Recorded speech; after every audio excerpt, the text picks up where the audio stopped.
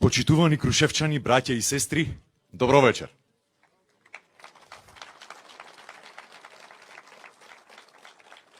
Убаво е да се биде вечерва во Крушево, да се почувствува оваа позитивна енергија, решеност и мотивираност на 15 јули да се легитимираме како нација која знае да ја почитува и вреднува историјата и да влече поуки од неа.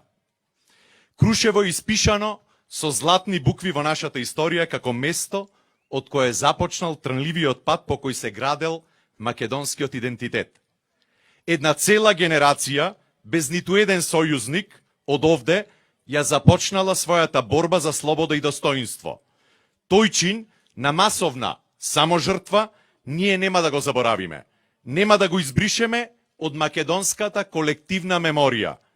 Ние имаме историска одговорност и нема да дозволиме некој да го реконструира нашето минато, да го обезличи македонскиот народ, да го гази македонското достоинство, да ја третира македонската историја како растеглива категорија за политичка добивка.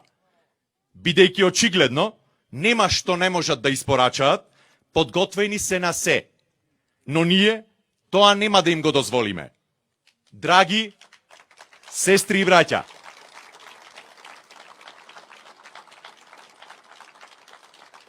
секогаш сум подготвен за разговор, за размена на аргументи, мислења, но за жал, јас на овие избори немам соговорник со кој ќе дебатирам за концепти, за идеи, за визии.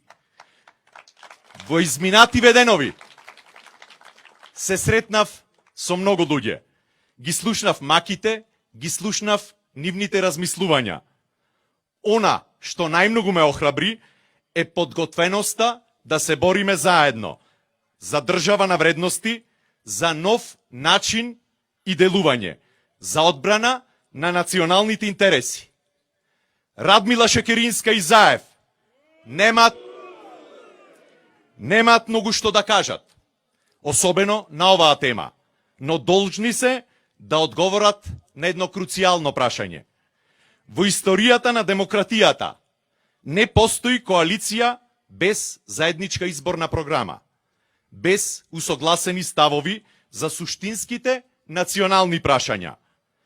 Каде е усогласената изборна програма на Социјалдемократскиот сојуз и БЕСА и зошто таа не им е достапна на граѓаните?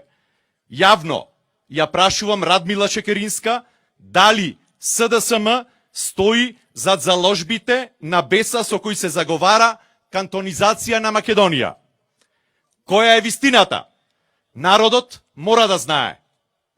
Бидејќи, по аналогија на досегашните постапки на СДСМ, и промената на името не беше дел од програмата на Социјалдемократскиот сојуз. Се колнеа со рака на срцето дека тоа нема да се случи. И бидна, бидејќи и двојазичноста, како што велеа, беше само во нашите глави, и бидна. Што е следно на продажба? Остана ли уште нешто?